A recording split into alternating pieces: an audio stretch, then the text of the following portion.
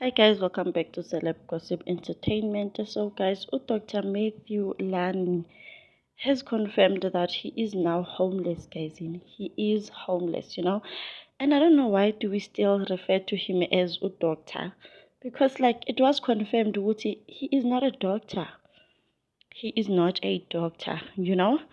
But yes, guys, Dr. Matthew Lani, because fairly we are used to calling him doctor, let's just give him the title.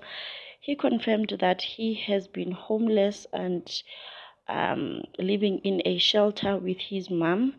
So he also said that he has been away from social media because he doesn't have a cell phone anymore.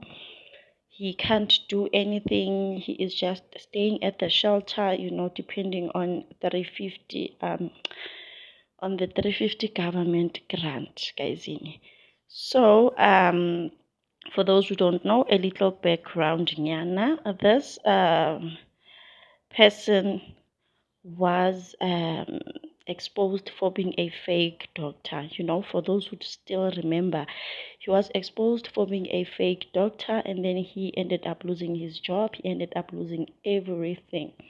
I'm also guessing he lost a place to stay because he lost a job.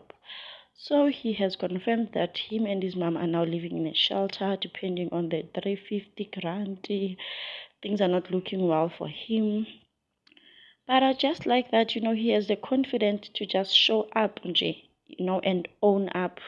Because some people were just going to be so ashamed to show up and share the story. Nje. They were not going to be doing that, especially social media is so brutal, guys. One mistake, nje, you are trending. One mistake. So, nje, but yes, this is Dr. Matthew Lani. He is still alive and looking good, even though he is homeless. He is looking good. Please just, guys, subscribe, like this video. I will see you on my next upload. I have been in Joburg, so I haven't really left. I haven't been doing anything really. I've just been kind of like just chilling.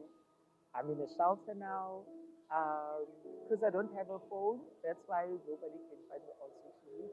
So I've been in the shelter for 4 months now.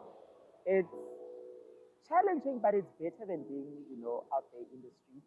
I think when I decided that it would be time for me and my mom to be in a shelter, I just had to swallow my pride because, I think, going to a shelter, there's just that stigma about it.